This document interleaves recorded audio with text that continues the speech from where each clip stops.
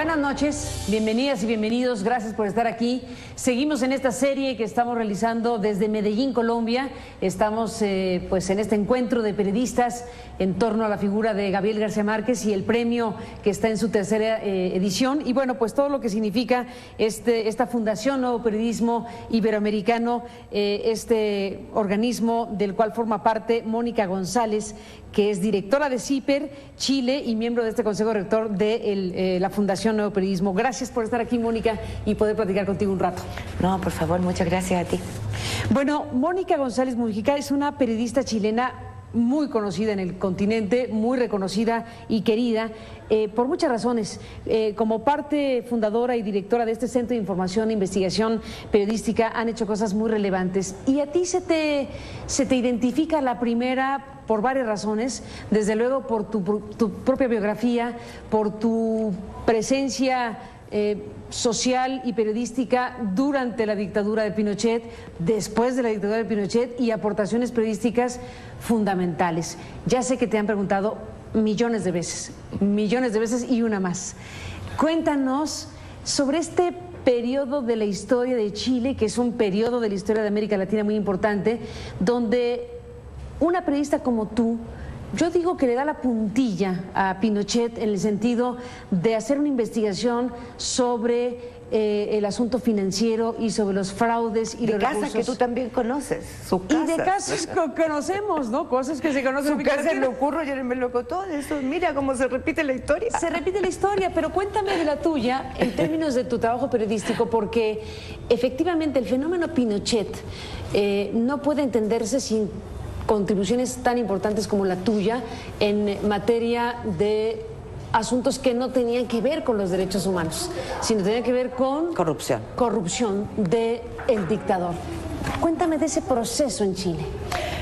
¿Sabes? Yo creo que la corrupción y derechos humanos van intrínseca e íntimamente ligados. No se entiende uno sin lo otro. Y se da también en los casos de abuso en múltiples áreas, como los abusos de la iglesia, de sacerdotes, como hemos visto, ¿no?, que tienen que hacer uso ilegítimo de dineros de fieles o de la iglesia para poder alimentar sus vicios. En el caso de la corrupción y la violación a los derechos humanos van juntos. El tipo que comete abusos, como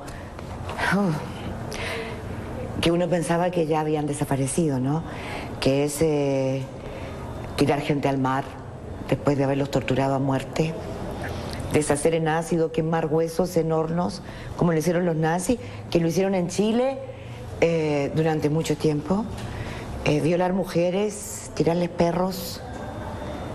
Las torturas son horrorosas, ¿no?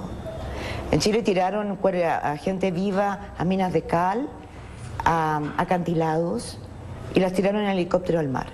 Bueno, para hacer todo eso tienes que tener impunidad, estar por sobre la ley.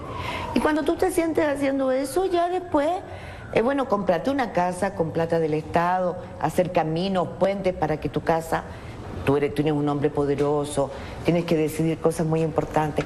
Tienes que tener puentes, ¿no?, propios que te lleven más luego a la casa de gobierno.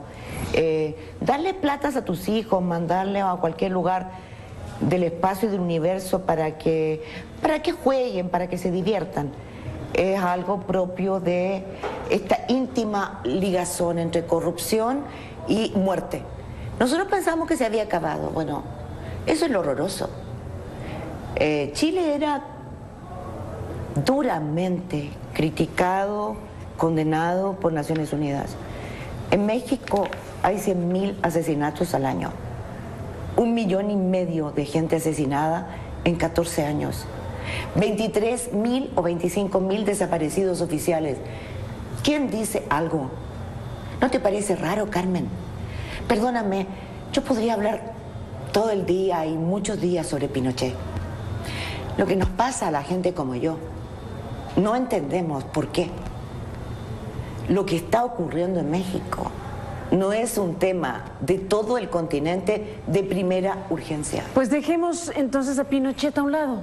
que mucho hay que hablar de Pinochet también y de lo que tú en su momento investigaste sobre estas operaciones inmobiliarias fraudulentas, etcétera. Pero vamos a la pausa y hablemos de México, hablemos de eso que tú dices, hay que hablar de lo que ahorita está pasando. Que es urgente. Da la idea de que te disgusta ya que te pregunten de Pinochet, no, de tanto que has hablado de Pinochet. No, Carmen, te suplico, no es eso.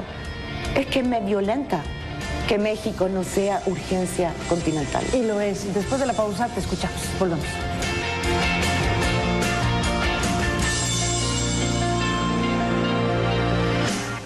A continuación. Bueno, regresamos en esta conversación con Mónica González, la colega periodista chilena. Por cierto, archi reconocida, fuiste premio UNESCO hace 3 años, ¿no? 2010. El premio UNESCO por la libertad de prensa, que bueno, desde luego es un reconocimiento de varios que tienes y que hace que seas una persona efectivamente muy reconocida, no solo por tus investigaciones, sino por tu opinión y por lo que representas. Decías hace rato que ya de Pinochet hemos hablado mucho y bueno, das pie para hablar de México y tú dices, debería ser una... A ver si te siento bien. Urgencia continental. ¿De qué porque no le voy a pedir a los europeos que están con su propia crisis económica y de migración. Dejémoslo en este continente, o sea, dejémonos de lloriquear y de criticar a los gobiernos de Europa porque no enfrentan debidamente su crisis y mirémonos al espejo. ¿De qué estamos hablando? Ellos tienen guerra, hay una guerra. La guerra está en Siria, hay guerra en gran parte del territorio de Irak, hay guerrillas en Afganistán, pero nosotros ¿qué tenemos? No tenemos guerra y es el continente más violento del mundo. Entonces seamos claros, somos unos hipócritas. No hay golpes de Estado porque los grupos económicos internacionales, los grandes transnacionales, lo impiden. ¿Pero por qué? Porque deja de fluir el dinero de un lado a otro. Dejan de fluir las mercancías, dejan de ganar dinero. Pero, por favor, ¿se garantiza el derecho a la vida? A vivir, a soñar, a amar en México, por ejemplo, o en gran parte de su territorio? No. ¿Qué hay detrás, Mónica, de estas espirales de violencia que como México y otros países se vive? Dinero. Dinero. Grandes cantidades de dinero. En nuestros países el tráfico de seres humanos es un gran negocio. No vengan a compadecerse de lo que está pasando con las chalupas que se hunden al frente de la costa en Europa, ni tampoco con el tráfico que se está haciendo para entrar a la Unión Europea. En nuestros países mueren y hay desaparecidos por centenares y por miles de la gente que llega hasta la frontera de México con Estados Unidos, pensando que puede encontrar una solución, un camino a la miseria. Y lo que encuentra es explotación sexual, laboral o desaparición. ¿México crees que es...? Hay una gran tumba de desconocidos. ¿Cómo podemos vivir tranquilos con esa tumba de desconocidos? ¿Cómo podemos vivir tranquilos con 23.000 desaparecidos? Si por fin ahora yo logro ver que empezamos a asumir en México, y digo empezamos porque es mi barrio, mi tierra, mi región, que el gobierno es responsable. Perdón, un gobierno que garantiza que por constitución tú le vas a garantizar el derecho a la vida. Y en 50.000 muertos en el gobierno de Felipe Calderón, que han aumentado a 70.000 o a 60 y tantos mil, porque las cuentas no son claras. No se sabe el número de muertos en realidad. Entonces, ¿de qué estamos hablando? Quiere decir que hay grandes zonas, al menos 6, 7 estados, en donde el crimen organizado ocupó el vacío de poder que dejó el gobierno. Es decir, si hay tropas militares o policiales que son los que asesinan a personas, desaparecen personas, juegan a la pelota con sus cabezas, los decapitan, porque hay que decirlo así, sumergen sus huesos en ácido. Son ejércitos, son agentes del Estado que tienen que protegerte. Es el gobierno responsable de esas muertes. Y dejo para el final los asesinatos de periodistas. 5 en 2014 en México. ¿De qué se trata? De que los ciudadanos no tengan ojos, oídos, sean ciegos, se arrinconen en sus casas y no aleguen porque les cobran más impuestos, porque los carteles de los laboratorios y medicamentos es cada día más un abuso, porque todo es un abuso. Que el ciudadano se sienta cada día más solo y no pueda, trabaje como un esclavo. 50% del trabajo en México es sin contrato, es de humanos aquello. ¿Qué jubilación van a tener? Entonces se necesita asesinar al periodismo de una manera física, real, o como lo hicieron contigo, mi querida Carmen, sacándote de las ondas. Es la otra cara del asesinato de periodistas. Entonces, ya sería bueno que entendamos en el continente que no es verdad que todos los países del mapa de América Latina es una democracia. Qué bonito es, qué lástima, vamos a crecer menos del 1%. Hace años que venimos creciendo menos en México. ¿De qué estamos hablando? Son democracias, países que tienen 23.000 desaparecidos, sin un conteo oficial, porque pueden ser miles más, que no sabemos cuántos muertos, que hay 43 familias, la verdad es que son 48, que buscan a sus hijos, estudiantes normalistas. Soñaban con que sus hijos fueran los primeros, a mí me emociona, los primeros universitarios. ¿Y qué es lo que tienen? Los buscamos en basureros porque los quemaron. Por favor, ¿de qué estamos hablando? No los quemaron ahí. ¿Dónde los quemaron? ¿Dónde están? Vivos se los llevaron. Vivos los queremos. Ese es un grito que que costó tanto asumirlo en Chile, Argentina. Y aquí estamos de nuevo. Y aquí estamos de nuevo conversando, Mónica. Te detienes en México, pero te pregunto sobre América Latina en general, sobre tu país, porque está transitando América Latina en un periodo turbulento por varias razones. Gobiernos que están en medio de escándalos, Brasil, Venezuela, Argentina a su manera, México, ya lo mencionaste, en fin. Este mapa de la región, ¿cómo lo ubicas? Muy turbulento, muy convulsionado y con dos problemas centrales y no sé cuál es más grave y que ya vimos que van de la mano. La seguridad pública, los tráficos de armas, drogas, personas, delincuencia, pandillas y la corrupción. Explosión en corrupción, mira lo que ha pasado en Brasil. Tremendo. Lo de Petrobras es terrible. Grandes cantidades de dinero que son traspasadas a través de la petrolera estatal a constructoras y de ahí a los partidos políticos. Estamos hablando de millones y de millones de dólares, miles de millones escamoteados, y sabiendo que cada peso es menos pesos para combatir la pobreza, para mejorar el transporte público, porque a veces se nos olvida. ¿Para qué eran esos pesos? Ahorrar minutos de transporte público es que una mujer pueda llegar a su casa y tener tiempo para acariciar a sus hijos o mirar a su marido para poder tener una chispita, ¿no? De que seguimos siendo esa pareja que se conoció algún día y que soñó con ser mejor. Eso es, se nos olvida. ¿Para qué es el dinero? Que hay gente ahí que está viviendo como esclava, en manos de pandillas, en manos del crimen organizado. Y mejor ni hablar lo que ha pasado en Venezuela con corrupción. México, como ya lo decíamos, pero también en Guatemala, mira, un presidente esto que nos llena, y ahí viene el cambio. ¿Cuándo habíamos visto con toda la corrupción que ha habido en Guatemala? En que los guatemaltecos se enteran un día que Estados Unidos confiesa que les inocularon sífilis. Y no pasa nada. Les inocularon sífilis, con todas las consecuencias. Tremendo, pero en Guatemala está pasando. ¿Y en Guatemala qué sucede?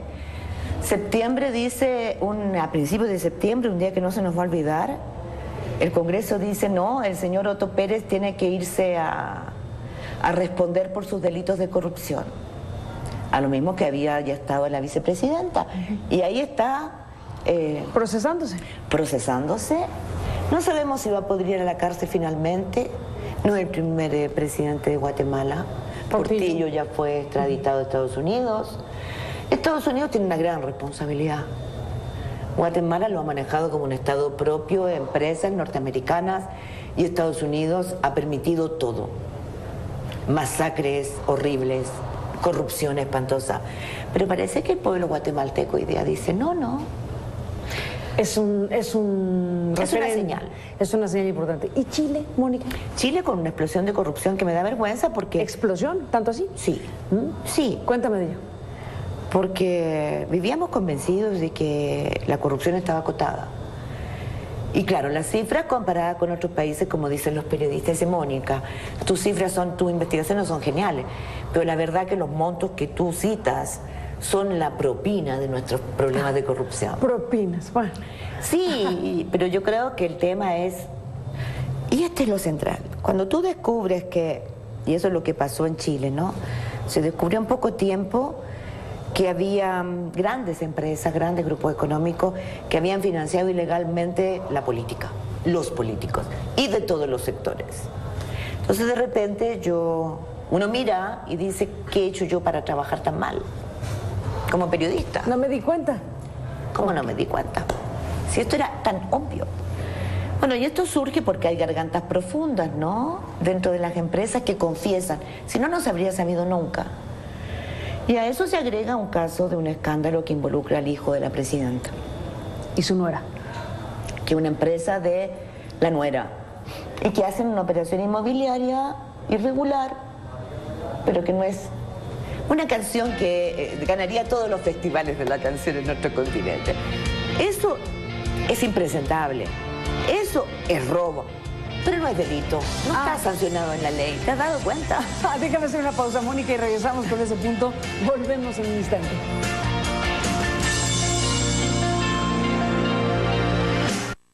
Regresamos en la parte final. Estamos con Mónica González, la periodista chilena. Volvemos con ella. Bueno, regresamos en la parte final, Mónica.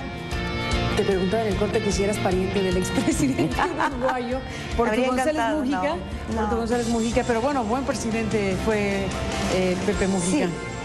En su momento, el periodo que estuvo ahí. Bueno, regreso al tema en donde te quedaste. Te pregunté sobre Chile y esto que está viviendo la figura de Bachelet y lo que está haciendo un asunto pues de alto costo político por asuntos de corrupción. Bueno, porque su nuera, una empresa que era gerente de proyectos, su hijo, y que ella lo lleva a la moneda y entonces renuncia a ser gerente de proyectos para comprar un terreno que después iba a revender cambiándole el uso del suelo de manera ilegal. De manera irregular, pero legal. O sea, con no hay información previa. No comete delito, no va preso. Con información privilegiada, como tú dices. Consigue un crédito con el hombre más rico de Chile y de América Latina. Uno de los más ricos de América Latina, que es el Andrónico Luxi, que tiene en el Banco de Chile. O sea, ese hombre, ¿por qué le va a entregar un crédito a esta? Y ahí viene el tema central. ¿Por qué le entrega 1.500 millones de pesos a la nuera de la presidenta? ¿A cambio de qué? Y esa es una pregunta obligada, que no tenemos respuesta. Y es lo otro que pasa con las empresas que financiaron la política.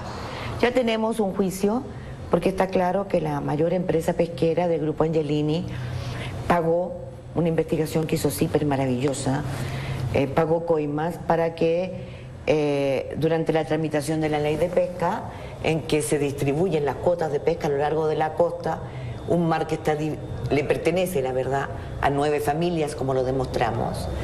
Entonces pagó mucho dinero para que parlamentarios de distintos sectores políticos le garantizaran que mantenía todos sus privilegios y sus derechos en sus cuotas.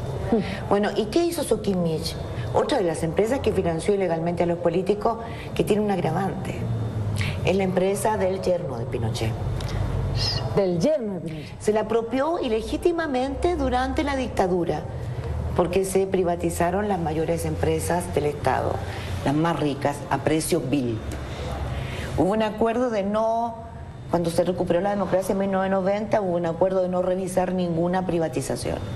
O sea, él partió con inmunidad, con impunidad. Y ahora descubrimos que es un pulpo. Le da plata a la derecha, al centro, a la izquierda, a todos. A todos. Ya creo que llevamos 17 millones de dólares. ¿Para qué? ¿A cambio de qué? De contratos para explotar de manera vil el salar de Atacama, las plantas de litio, las plantas de potasio, como lo hemos demostrado en reportajes en CIPER. Bueno, ahí viene el tema de fondo. Cuando hablamos de corrupción, no es solamente el dinero escamoteado para hacer viviendas, mejorar la salud, el trabajo, todo de los ciudadanos. En el fondo, mejorarles la calidad de vida tan vilipendiada. Está también la cooptación que se han hecho grandes grupos económicos, mineras, las mineras que son los mayores inversores de nuestro continente, extranjeros. Los laboratorios que se comportan como muchos chinos. Por eso que el periodismo es el mayor atacado de tal manera, porque nosotros somos los únicos que podemos hacer la correa completa. Aquí está el caso de corrupción, y para que haya impunidad y los que cometen el acto de corrupción y roban plata al Estado sigan robando, sigan ejerciendo sus poderes, sus privilegios y sus puestos de poder, es necesario que un poder judicial corrupto les otorgue la impunidad. Y nosotros somos los que ubicamos a ese juez que también recibe su parte, su tajadita, ¿no?, de plata, y entonces vemos muchos jueces que viven muy por encima de sus ingresos. Está el Congreso, que permite también y refuerza el cordón de impunidad. Carmen, lo que tú hiciste con tu Casa Blanca en México es el atisbo, es la correa completa de la impunidad. Porque todos los periodistas en América Latina sabemos que tú no mentiste y tu equipo no mintieron. Entonces, ¿cómo es posible que esa casa en Sierra Gorda no es un lugar muy exclusivo que se compró la señora, el presidente? Se lo compró en octubre y noviembre, 2 casas compradas entre ella y la otra casa, el secretario de Estado de Hacienda. El presidente asumió el 1 de diciembre, ¿no sabían que iba a asumir? No, pero no era funcionario público en ese momento. Perdón, ¿somos tontos? Vaya historias. Somos tontos. Eso se llama corrupción para la impunidad. El tema central, ¿cuál es? Es que por un lado robas para tener unas casas muy lujosas, para tener un estilo de vida que a lo mejor la señora Rivera la tiene en sus telenovelas, ¿no? Y queda bien para sus telenovelas. Un momentito, estamos hablando de un país que tiene más de 60.000 muertos y 23.000 detenidos desaparecidos, porque son detenidos desaparecidos, secuestrados. No, déjeselo a las telenovelas, asuma la realidad. Y yo te rindo homenaje. ¿Qué quieres que te diga? Te rindo homenaje a ti y a tu equipo. Pues este equipo de porque ese es el iceberg, ¿no? Ahí viene la correa. Se asesina en un lado y así se mantiene un poder para poder tener estas casas de telenovela. Entre otras cosas. Parte de esa realidad latinoamericana y mexicana. Mónica, gracias por estar aquí para contarlo, para hablar de ello y para seguir en contacto con el público de CNN. Gracias. No, gracias a ti, Carmen, y mucha suerte. Gracias a ti también y gracias a usted que nos permitió acompañarle. Pásala bien, buenas noches. Hasta mañana.